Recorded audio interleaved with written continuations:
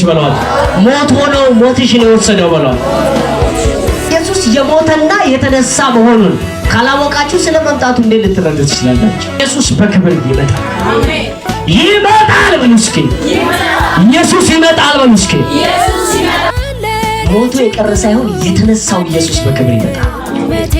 ያ ኢየሱስ ከሱ ጋር ለዘላለም ለሚኖር ያሳርፈናል። ክብር ለኢየሱስ ይሁን። ሰላም ናችሁ? እስኪ ደስ ያለው ሰው ለጌታ ክብር ያለው ሃሌሉያ። በደንብ ለጌታ ክብር አምጡ። ክብር ለመንፈስ ቅዱስ ይሁን። አሜን። ደስ ብሏችኋል? አሜን። መንፈሱ በዚህ አለ። አጠገባችሁ ያለውን ሰው ያዙትና እንኳን አደረሰ ለኢየሱስ ክርስቶስ ስቅለት መታሰቢያ በሉት። የሚሰቀለውን ጌታ ሳይሆን በሉት የሚመጣውን ጌታ ጠብቅ። ከዛሬ ጀምሮ በሉት በየዓመቱ የተሰቀለ ጌታ ሳይሆን ዳግም ለፍርድ የሚመጣ ጌታ ኢየሱስ እንዳለ እመን። ሃሌሉያ።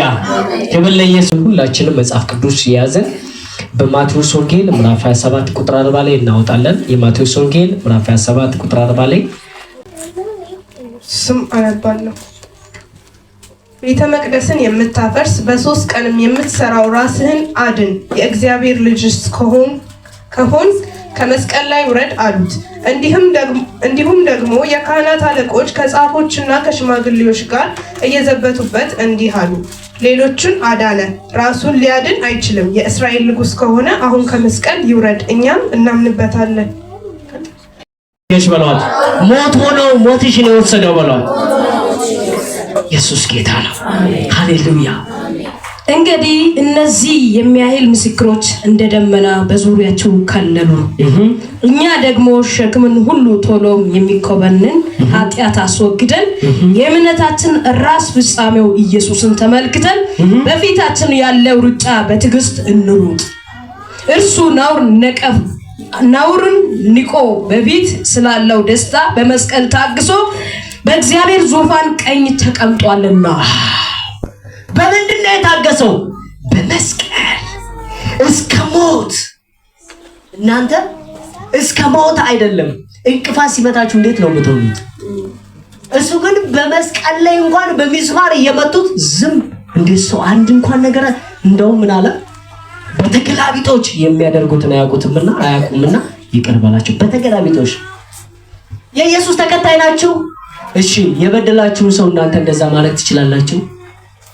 ያሳዘናችሁን ሰው እንደዛ ማድረግ ትችላላችሁ? ከባድ ነው አይደለም? በጣም የሚገርመው ግን ኢየሱስ ይሄንን ፈጽሞ ነው ያዳነን። ይሄንን ፈጽሞ ነው ኢየሱስ ያዳነን።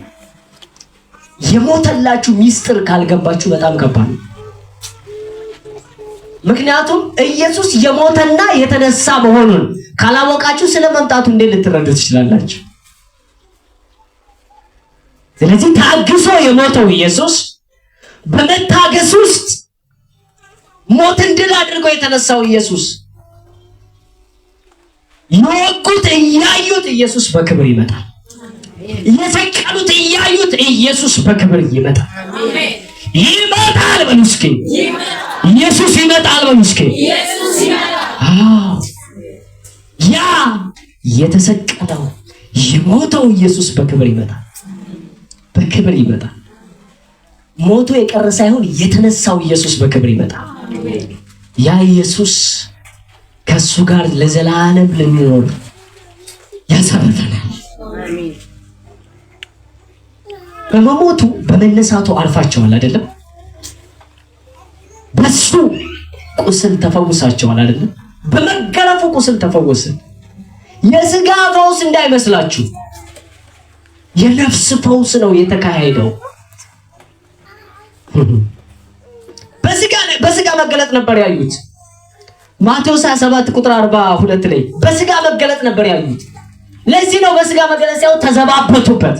ራስን አድን፣ ውረድ፣ እስኪ ከመስቀል ላይ ራስን አውርድ፣ አንተ ጌታ ነኝ ብለህ የለ ንጉሥ ነኝ፣ የአይሁድ ንጉሥ፣ እስኪ ራስን አድን እያሉት ነበር።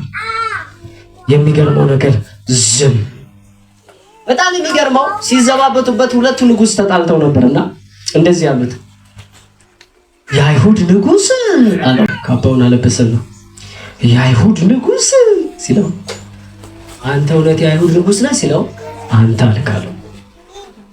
ኢየሱስ ጌታ ነው። አሜን። ዋው! አሜን። ኢየሱስ ያድናል። አሜን። እኔ ባልናገርም አንተ ራስህ መስክረሃል። አሜን። ስለዚህ ንጉስ መሆኑን ኢየሱስ አላስነገረም፣ ጠላቶቹ ጭምር ናቸው የተናገሩት። እሱ የአይሁድ ንጉስ ነው። ያ የአይሁድ ንጉስ የሆነው ኢየሱስ ሞተና ተሰቀለና ተቀበረና በሶስተኛው ቀን ያለ ምንም መቃብር ፍንቀላ መቃብር ወይም ደግሞ ድንጋይ ማንሳት ሳይካሄድ ምንም ነገር ሳይካሄድ ኢየሱስ ተነሳ። አሜን። በሩ ሳይከፈት ድንጋዩ ሳይንከባለል ኢየሱስ ተነሳ። አሜን። ያ ድንጋይ ማን ያንከባልልናል ሲሉ ድንጋዩ ተንከባለለ። ኢየሱስ አይደለም ያንከባለለው። ምናልባት ይገርመኛል ኢየሱስ ሲነሳ እነ ጴጥሮስ ከእስር ቤት ሲወጡ በሩ አውቆ እንደተከፈተ ድንጋዩ የተባበረ ይመስለኛል። ምክንያቱም አይ አንተ ስለፈጠርከኝ ብሎ ራሱን የተነሳው እንጂ አልተጻፈም መጽሐፍ ቅዱስ ላይ ኢየሱስ አይደለም ያስነሳው። ክብር ለኢየሱስ ይሁን። አሜን። ኢየሱስ ጌታ ነው። አሜን። ሃሌሉያ። ማርቆስ 16 ላይ መግደላዊት ማርያም ያ የተሰቀለው ጌታ ለማየት ከነ ጴጥሮስ ጋር ለማየት ስትሄድ ነገር ግን ተነስተዋል። ለዚህ ሄዳ ኢየሱስ የለም መቃብሩ ባዶ ነው ብላ ሰበከች። መግደላዊት ሳትሆን 7 አጋንንት ይወጣላ ማለት ልክ ነኝ አይደለም? ማርቆስ ምዕራፍ 16 ላይ ክብር ለኢየሱስ ይሁን። አሜን። ያቺ ማርያም አየችና ያ ኢየሱስ ያ ሞቷል ያላችሁት ተሰቅሏል ያላችሁት ያ ቀርቷል በቃ ድንጋዩ ተጭኖታል ያላችሁት ኢየሱስ አሁን መቃብሩ ባዶ ነው እሱም የለም። እኔ እንጃ አንድ አትክልት ጠባቂ መስሎኝ አናገረኝ፣ እኔንም አናገረኝ፣ አላወኩም፣ በመንፈስ ይሁን በስጋ አላውቅም አለች። የተሰቀለው ጌታ ላይ ትኩረታችሁን ስታደርጉ ሌላ ነገር አይታያችሁ። አሜን። ለዚህ የተሰቀለው ጌታ ላይ ትኩረታችሁን አድርጉ፣ ሚስጥሩ ይግባችሁ የተሰቀለበት። ለእግዚአብሔር አጨብጭቡ። ያ የሞተላችሁ ያ የተሰቀለላችሁ ያ ኢየሱስ ነው የእናንተ ጌታ። አሜን። ያ ኢየሱስ ነው። ያ የመሞቱ ሚስጥር ከገባችሁ በሱ መኖር ትጀምራላችሁ። ስለዚህ የኢየሱስ የመስቀል ሚስጥር እነኚህ የነገርኳቸው 6 ነጥቦች ናቸው። ክብር ለኢየሱስ ይሁን። አሜን። ተዘባበቱበት፣ ተሳለቁበት። አንደኛው ነጥብ ማለት ነው። ሁለተኛውም ተመሳሳይ ነው። በስጋ መገለጥ ነበር ያዩት። ሶስተኛው የተሰቀለው ጌታ ላይ ትኩረታቸውን አድርጉ። አራተኛው የኛን ሞት ሞቶልን ነው ያዳነ። የማን ሞት? የኛን ሞት። አምስተኛው በክርስቶስ ሞት በደላችን ተወግዷል። በማሞት በክርስቶስ ሞት። ስለዚህ ሰይጣን ሊከሳቸው አይችልም። ስድስተኛውና የመጨረሻው ታግሶ ሞትን ያሸነፈ ጌታ ነው ያዳነ። ምን ብሎ ታግሶ? ለዚህ ማጣቀሻዎቹ የመጨረሻው ዕብራውያን 12 ምዕራፍ 1 እስከ ቁጥር 2 ድረስ ማየት ትችላላችሁ። ክብር ለኢየሱስ ይሁን። ጌታ ይባረክ። ለእግዚአብሔር አጨብጭቡ። ጨርሻለሁ።